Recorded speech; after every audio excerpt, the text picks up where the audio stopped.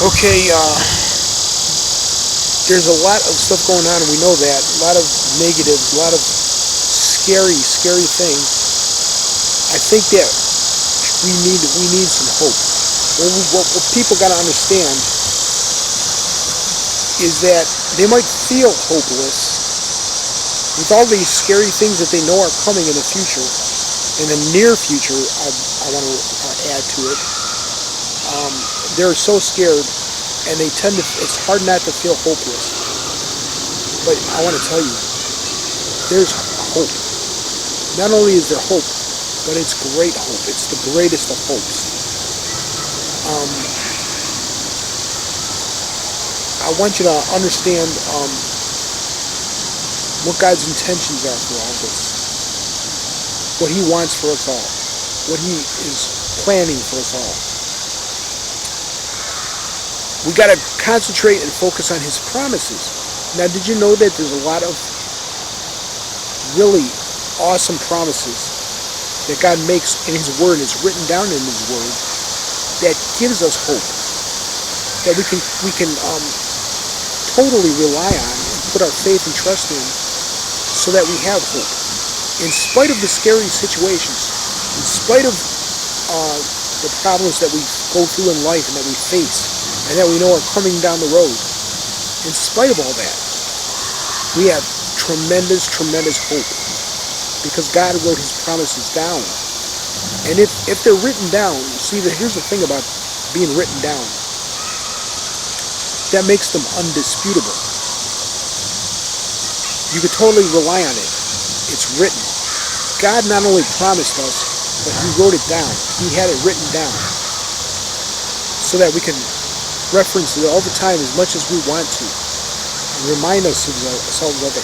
There's comfort in just rereading the same promises to remind us, look where we're going, look where God's taking us.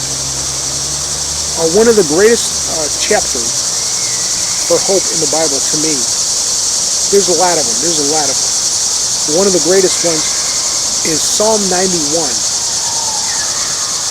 I want to read a little bit about that. Okay, this is Psalm 91, starting with verse 1.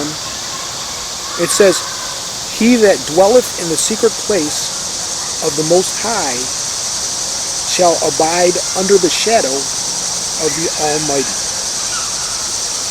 Okay, right there. That's a fantastic first verse. I'm going to go on and read some more great stuff that's in this chapter. But first I want to explain that a little bit. First of all, by that first verse, we can see clearly who God is talking to. He's not talking to anybody. He's talking to the people that are dwelling in the secret place of the Most High. What's the secret place of the Most High? Well, it's when you close your eyes and you pray and you're alone and you're in secret talking to God, or reading His Word, and it's just you and Him. That's the secret. It's in your heart. It's your heart and your mind. Nobody else can go in there except for God. You and God. That's the only ones that's in there. So that's what it's talking about. And when it says, he that dwelleth in the secret place of the Most High, okay, that person He's talking to, he shall abide under the shadow of the Almighty. That means we're under God's protection. We're under the protection of the Almighty. I love the wording that it uses in Psalm 91. It specifically says the Almighty. There's no greater power, no greater force, no greater love, no greater life, nothing that you could trust more for protection than the Almighty. And that's where that person dwells, if they're dwelling in that secret place of the Most High. So that's who He's talking to with this psalm. But He's also talking to all the people who don't abide there yet, to let them know that, see, this could be you too, if you make the choice to abide there. That's all God wants. He wants your heart and your mind. And that is your heart and your mind. Nobody can go in there.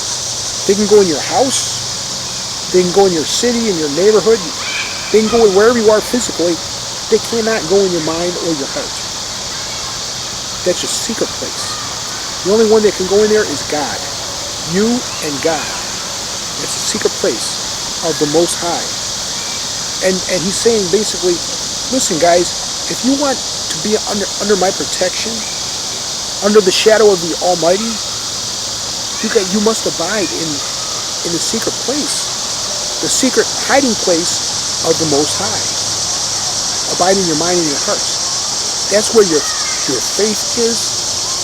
That's where you have faith in whatever you have faith in. In this case, he's telling you have faith in me. Have faith in God because he's the one that's promising you all the promises that give you hope. In spite of dangerous, scary situations. Okay, let's go on with this chapter. He says in verse 2, I will say of the Lord, he is my refuge and my fortress. My God, in him will I trust. Okay? Surely he shall deliver thee from the snare of the fowler and from the noisome pestilence. Snare is a trap. Snare of the fowler, it's a person that's hunting for pheasants, a fowler. They're setting traps. So he's just saying that as an example. There's traps all around us in life, in real life. Right now we're all experiencing a lot of traps that are being set. We know about them. We totally suspect. Everybody's got red flags about this, about all of the pandemic restrictions and mandates that they're doing. They're throwing fear out, and they're using the fear to try to trap people, trap them into doing what they want to do, trap them into staying away from God, and rather putting your faith in what they say. This is what you need to do, they say. But it's a trap. It's a snare. Okay, and he's saying that.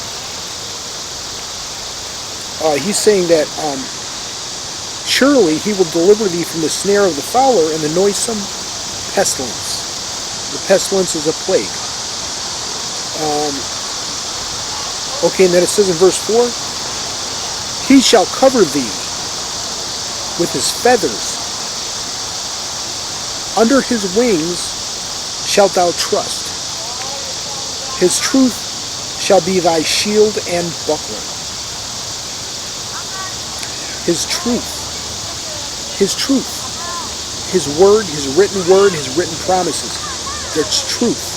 It says in John 17:17, it says, sanctify them through thy word. Thy truth, thy word, through thy truth. Sanctify them through thy truth. Thy word is truth. That's John 17:17. His word is truth. And that truth shall be your shield against danger, against weapons, against the fiery darts of the wicked, and it shall be your buckler. Thou shalt not be afraid for the terror by night, nor for the arrow that flieth by day, because we have the best shield and buckler of all. It's God. We're under the shadow of the Almighty if we are abiding in the secret hiding place of the Most High. Okay, nor will we be afraid for the pestilence that walketh in darkness, nor for the destruction that wasteth at noonday. Okay, this is cool. It says, 1,000 shall fall by thy side. 1,000 people will fall by thy side. Why? Because of the pestilence, because of whatever danger there is out there. You'll see 1,000 people will fall by your side. Then it says, at thy right hand, and 10,000 at thy right hand. 10,000 shall fall at thy right hand, but it shall not come nigh thee. Why? Because you're abiding in the shadow of the Almighty, of the Most High. You're in the secret hiding place of the Most High. Place your faith there. That's where you're going to have hope. There's no protection greater than God's. It's hard. I know it's hard for a lot of you to believe that, but I have like tons of testimonies of how He's come through for me. God's working behind the scenes, and you don't even know it. You just need your faith increased. Ask Him to increase your faith, because that's what the disciples did. They said to Jesus, "Increase our faith, and help us with our non-belief." So God knows how weak we are. He also knows how many temptations and distractions there are in this world. He knows. He understands. Ask Him for the help.